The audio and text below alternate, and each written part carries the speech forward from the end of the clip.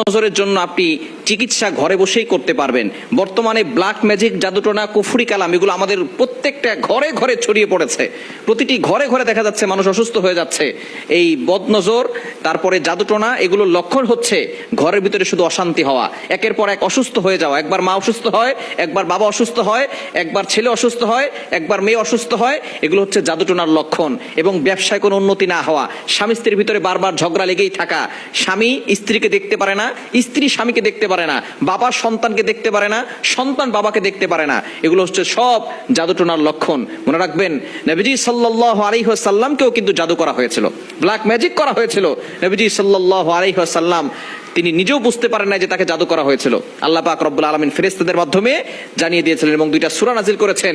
সূরা পড়ে নবী সাল্লাল্লাহু আলাইহি ওয়াসাল্লাম যখন ফু দিয়েছেন, সাথে সাথে তিনি সুস্থ হয়েছেন। সুতরাং এগুলো কিন্তু দূরের লোকরা করে না, কাছের লোকরাই করে।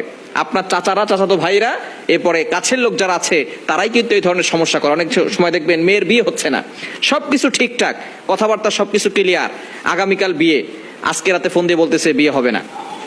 এরকম করে অনেক মেয়ের বিয়ে হচ্ছে না। সুতরাং এগুলো হচ্ছে জাদুটোনার লক্ষণ।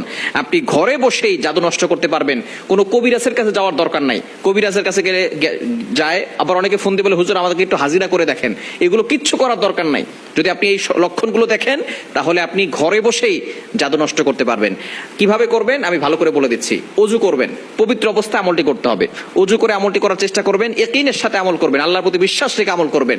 আপনি বড়ই গাছের 7টি পাতা নেবেন, বিসমিল্লাহ বলে 7টি পাতা ছিঁড়বেন এবং কচি পাতা নেওয়ার চেষ্টা করবেন। 7টি বড়ই গাছের পাতা নেবেন, নিয়ে এটাকে ভালো করে ধৌত করবেন। ধৌত করে এরপরে এই পাতাটাকে ভালো করে আপনি পেস্ট বানাতে পারেন, অথবা এটাকে আপনি ব্লেন্ডার করতে পারেন। করে তারপরে আপনি সেটাকে ভালো করে ছেঁকে ওইখান থেকে যে পানিটা বের হবে, সেই পানিটা আপনি বড় একটা বালতির ভিতরে কিছু পানি নিয়ে পানিটা ঢালবেন। এরপরে সূরা ফাতিহা 7 বার পড়বেন, বিসমিল্লাহ সহকারে সূরা ফাতিহা 7 বার। এরপরে আয়াতুল কুরসি 7 বার, সূরা ইখলাস 7 বার, সূরা ফালাক 7 বার, সূরা নাস 7 বার। এটা পড়ে পানিতে ফু দিবেন। পানিতে ফু দিয়ে এরপরে আপনি বিসমিল্লাহ বলে ওই পানিটা আপনার গায়ে, শরীরে সব জায়গায় ঢালবেন, অর্থাৎ আপনি গোসল করবেন। ইনশাআল্লাহ আপনার বদনজর দূর হবে। বড়ই গাছের 7টি পাতা দিয়ে ঘরে বসেই জাদু নষ্ট